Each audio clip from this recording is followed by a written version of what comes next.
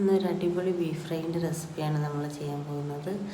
അതിനായി നന്നായി കഴുകി വെച്ച ബീഫിലേക്ക് ഒരു 1.5 സവാള കനം കുറഞ്ഞ് അരിഞ്ഞതും, ഒരു 10-20 ചെറിയുള്ളി സ്ലൈസ് ചെയ്തതും, അതിലേക്ക് തന്നെ ഒരു തക്കാളി സ്ലൈസ് ചെയ്തത്, ഒരു കുടം വെളുത്തുള്ളി ചതച്ചത്, 1.5 ഇഞ്ച് വലുപ്പത്തിലുള്ള ഇഞ്ചി, ഒരു 3-4 പച്ചമുളക്, ആവശ്യത്തിന് കല്ലുപ്പ്, 2 ടേബിൾ സ്പൂൺ മല്ലിപ്പൊടി, ഒരു 3 ടേബിൾ സ്പൂൺ എരിവുള്ള മുളക് പൊടി, 1 ടേബിൾ സ്പൂൺ മഞ്ഞൾപ്പൊടി, 1/4 ടേബിൾ സ്പൂൺ ഗരം മസാല, ഒരു 2 ടേബിൾ സ്പൂൺ കുരുമുളക് പൊടി, 5-6 ടേബിൾ സ്പൂൺ നമുക്ക് മീറ്റ് മസാല, കുറച്ച് കറിവേപ്പിലയും, ഒരു 3-4 ടേബിൾ സ്പൂൺ വെളിച്ചെണ്ണയും കൂടി വെച്ചിട്ട് കൈ വെച്ച് നന്നായി തിരുമ്മി യോജിപ്പിക്കുക.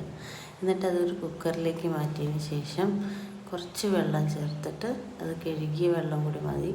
എന്നിട്ട് കുക്കറിൽ അടച്ചിട്ട് ഒരു 6 വിസിൽ വരിക. ഒരു പാൻ എടുത്തിട്ട് ചൂടാക്കിയിട്ട് അതിലേക്ക് നമ്മളിപ്പോൾ ചേർത്തത് ഉലുവയും പെരുംജീരകവും കൂടി ഒന്ന് ചതച്ചതാണേ.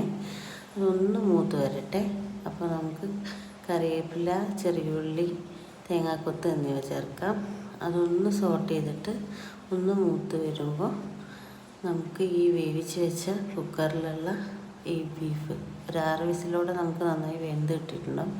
അത് ഇതിലേക്ക് ചേർത്തിട്ട് നന്നായി ഇളക്കിയിട്ട് നമുക്ക് വേണ്ട പാകത്തിന് എടുക്കാം. ലൂസായിട്ട് കറി മാതിരിയാണ് വേണ്ടത് വെച്ചാൽ ഈ പൊസിഷനിൽ തന്നെ നമുക്ക് എടുക്കാൻ പറ്റുന്നതാണ്. ഇനി ഡ്രൈ ആയിട്ടാണ് വേണ്ടത്, പൊറോട്ടയ്ക്കും ചപ്പാത്തിക്കും ഒക്കെ കഴിക്കാനാണ് വേണ്ടതെങ്കിൽ ഡ്രൈ റോസ്റ്റ് ആക്കിയിട്ട് എടുക്കാം. നമുക്ക് വേണ്ട തിക്നെസ്സിൽ നമുക്ക് എടുക്കാവുന്നതാണ്. ഇതിൽ നമ്മൾ കുറച്ച് ഡ്രൈ ഫോമിലാണ് എടുത്തത്. ഇനിയും ഡ്രൈ ആക്കണമെങ്കിൽ നന്നായി സോട്ട് ചെയ്തെടുക്കുക. ട്രൈ ചെയ്തിട്ട് ഫീഡ്ബാക്ക് പറയണേ.